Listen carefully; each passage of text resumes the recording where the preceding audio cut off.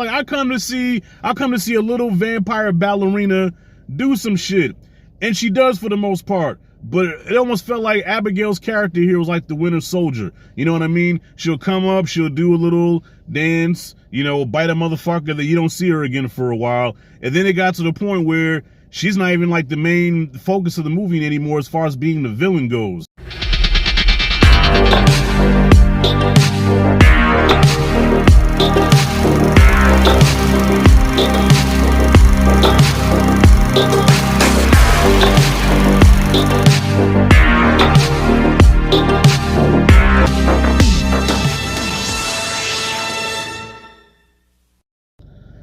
I tell you what, yo, correct me if I'm wrong, but with vampire lore, right? And I know it's really flexible, but when you first turn into a vampire and Twilight rules don't count, are you automatically like stronger than all the vampires? Like I thought it takes time for your strength to build up, and I thought the longer that you are a vampire, the stronger you are. Or do I got that shit wrong? All right, Abigail.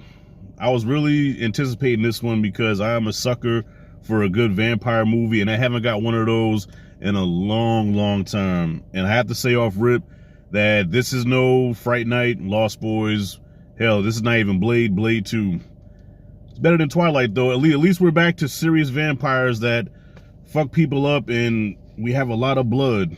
But Abigail took a turn that I was not expecting. So, plot of the movie, Abigail, of course, is a little ballerina girl.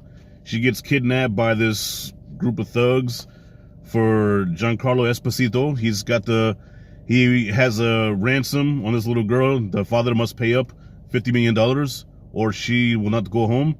So now they got to babysit this girl until the father comes up with the money. That's pretty much the plot. And of course, if you've seen the poster, if you know the trailer, Abigail is a flesh-eating vampire who will not hesitate to fuck you up. And so one by one, you know what I mean? The problem I had with this movie, y'all, is that it's called Abigail, right? But then it got to the point where it wasn't even her movie anymore. You know what I mean? Like, I was halfway expecting like a Megan type deal where it's absurd, it's ridiculous, but it's fun. Like, I come into a movie like this to have a fun time. And it felt like at times the director or whoever, they tried to make this somewhat absurd at times, but then a lot of times it took itself way too seriously. Like the lead, the final girl, Melissa Barrera, who I think is finer than frog hair, sweeter than bear meat. I had to look up her age and make sure she was grown. Yeah, she can get it twice on Sunday. This whole thing with her and the subplot with her kid, she's a deadbeat mom. She needs to reconnect with her child or whatever, and Abigail is like her bridge to get to that, where her connection with Abigail inspires her to be a better mother to her own son. And it's like, I don't give a fuck about all this, man. Like I come to see a little vampire ballerina do some shit, and she does for the most part. But it almost felt like Abigail's character here was like the Winter Soldier. You know what I mean? She'll come up, she'll do a little dance, you know, bite a motherfucker that you don't see her again for a while. And then it got to the point where she's not even like the main focus of the movie anymore as far as being the villain goes. You know what I mean? It switches to something else. And I'm like, okay, so by the time they do the switch here and we have a new villain now, I'm like, I don't give a fuck about this. Like, this is irrelevant to me. Like, I almost wanted to walk out. Now, I'm not saying this is a bad movie. It's not a bad movie, but at the same time, it's not a movie that I feel like I'm going to revisit over and over again. You know what I mean? I feel like this movie could have been more fun. It could have been more ridiculous. You know, don't take yourself too seriously. Like be Megan. You know, I not be exactly like Megan, but give me like a Megan-like experience. And that shit was PG-13. This is R. So you have the freedom to go all out and just do what the fuck you want to do. Abigail is not a memorable character. Okay, so the whole ballerina vampire thing, it sounds like a good idea on paper. Like, wow, this is different. We never seen nothing like this. But I don't really remember the little bitch. Oh, damn, did I just call her a little bitch?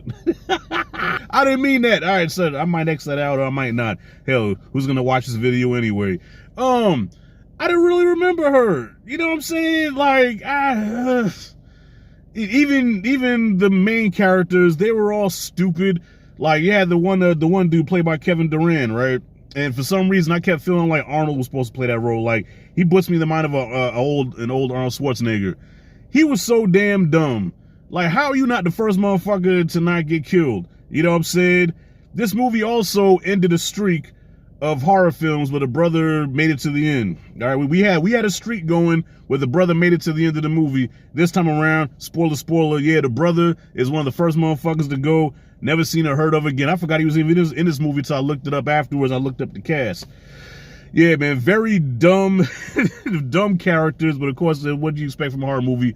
Dumb characters, not a memorable villain in Abigail, and then it doesn't even become Abigail's movie anymore. It goes to something else, and she's kind of the winter soldier in her own movie. So overall, this movie was mid.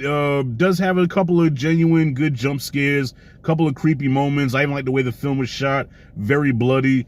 I even like the score. The score I thought was pretty good too. It had like a cinematic kind of opera-ish type score, and I feel like that fits with a good vampire movie. But overall, man, yeah, this shit was very mid. I also got to say this. I was getting Night of the Demon vibes here. I just seen Night of the Demons for the first time like months ago, and it was kind of giving me Night of the Demon vibes there. But man, once again, that's why horror movies now can't touch them joints of the 80s. How is this movie from 1989 still creepier than this shit? Even the makeup and like, there was nothing, I wasn't scared of, there was nothing scary about this movie. Aside from a couple of jump scares like, oh, okay, you got me. Besides some of like, there was nothing scary about this. Night of the Demons was a one-time watch for me. And that's it. And I still remember that lipstick scene that's like embedded, it's engraved in my remember. I can't forget that lipstick going in the nipple. You know, how come horror movies don't give you moments like that no more? There's nothing real memorable about these movies anymore, man. I'm sorry. Call me a bitter old head if you want. It is what it is. So with that being said, I give Abigail a C. Disappointing, man. Not terrible, but you know, I can't really say like, man, you gotta go see Abigail. That shit, yo, Abigail was buck ass crazy, but that shit was buck ass wild.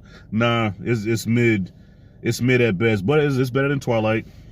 But then again, what's not better than Twilight, right? Fuck those movies. Yeah, and for some reason I was expecting Blade to come out. Like, I'm like, you know, Blade can end all this shit like in 2 seconds. Yeah, it was mid. That's all I got. I'm out.